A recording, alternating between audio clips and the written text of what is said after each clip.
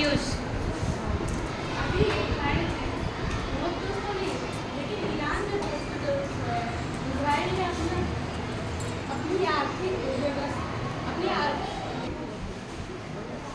Israel ने इस युद्ध में बहुत कुछ खोया है, जैसे कि उनके हथियार, उनके पैसे, वो सब वेस्ट हो गए घूमने करके। लेकिन ईरान ने बहुत कुछ ज़्यादा ही खो दिया, जैसे कि उसका जो परमाणु कार्यक्रम था, उसके ऊपर इजराइल ने अमेरिका के साथ मिलकर हमला करके उसका परमाणु कार्यक्रम पूरी तरह से ध्वस्त कर दिया, जिसके कारण ईरान को बहुत बड़ा खतरा महसूस हो रहा है और ईरान वापस अपने परमाणु कार्यक्रम को नेक्स्ट कोई और?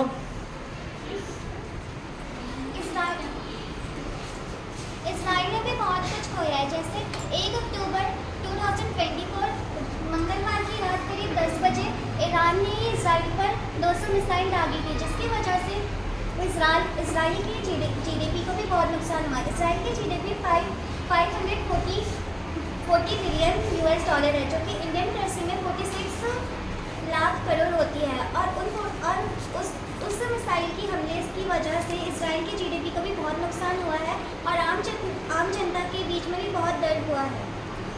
और कोई? नेक्स्ट और कोई?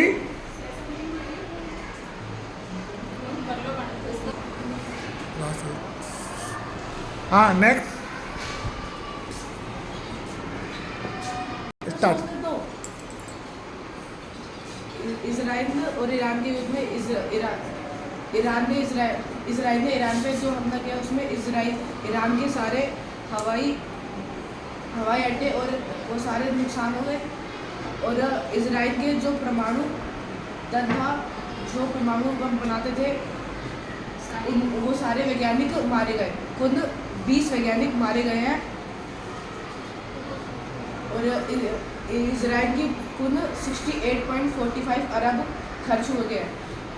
इजराइल का मानना है कि ईरान की तरफ से काफ़ी सारी धमकियाँ आ रही हैं और आतंकवादी भी उनके देश में घुसने की कोशिश कर रहे हैं। और उनका मानना है कि ईरान के परमाणु बम से इजराइल को बहुत खतरा है, बहुत धमकियाँ आ रही हैं। और इजराइल जो कि एक छोटा देश है, इसलिए ईरान की पॉपुलेशन बहुत ज़्यादा है, इसलिए लोग वो समझ रहे हैं कि इजराइल बहुत जल्दी अपनी जीत हासिल कर सकता है।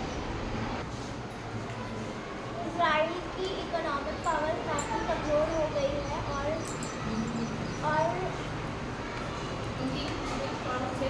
फिर से डेवलप होने में इसराइल को फिर से डेवलप होने में काफ़ी टाइम लगेगा और वो काफ़ी ज़्यादा कमज़ोर होता जा रहा है। तब इजराइल और ईरान के युद्ध में दोनों देशों में बहुत घाटा हुआ है और उनकी आर्थिक अवस्था भी बहुत ख़राब हो गई है। और इस युद्ध के कारण भी 20-25 साल पीछे चले गए हैं। इसमें डेवलप होने के लिए उनको बहुत समय लगेगा। उनकी इकोनॉमिक व्यवस्था इतनी बिगड़ चुकी है कि उससे उभरने को उनको 20-25 साल लगेंगे।